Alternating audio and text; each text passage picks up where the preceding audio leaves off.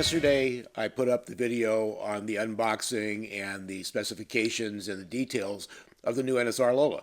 So I thought I'd give you an update on what I have planned for the car when I build it to race against the Porsche 908 in our Can-Am class in Northern California. So to start with, I'm going to flatten the chassis and the motor pod. And I do this by using my food dehydrator 1 hour at 130 degrees.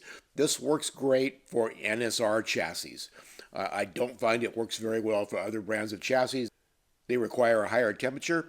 If you have the NSR flattener, it actually works right around 130 degrees. It takes a little bit longer in my dehydrator because it takes longer for it to get up to temperature. Now, there's been some talk about flattening chassis on the internet since this video came out, and just in general. A lot of people say, why aren't the chassis flat out of the box? Well, quite frankly, that's just not possible with the injection molding process. NSR could flatten them at the factory, but when they sit in your mailbox for a day or two, especially if you live in Phoenix, so there's just no way to guarantee a flat chassis when it's delivered to you.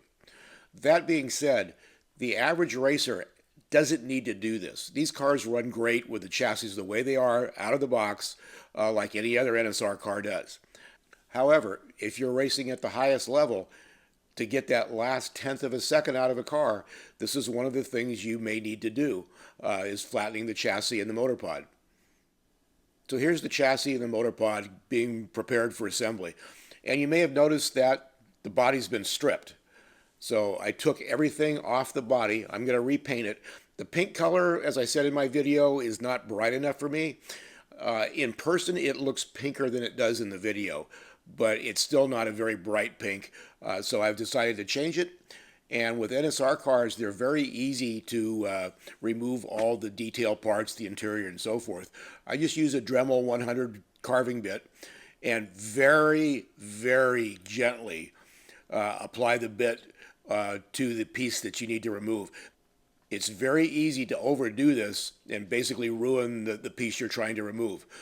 Once those are removed, the body's ready to go. And I'm trying to figure out what color to paint it right now. For paints, I use the Tamiya paints, and you can pull these color charts off the internet, so I always have that ready to look for a specific color or see if there's anything that I want to try.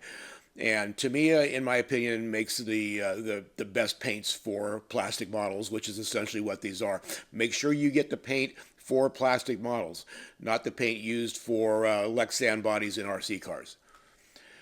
So I'm trying to make up my decision on what to paint it. My last build, this is Tamiya fluorescent orange, and I thought it came out great. So this Lola may turn out orange, or it may turn out a nice Gulf baby blue with orange accents. So that's the update on the Lola T280. It's a great looking car. I've seen some pictures on the internet. Looks like it's performing very well, and it's definitely going to be a competitor to the Porsche 908. Thanks for watching. This is Jim Rose with NorCal Slot Car Scene.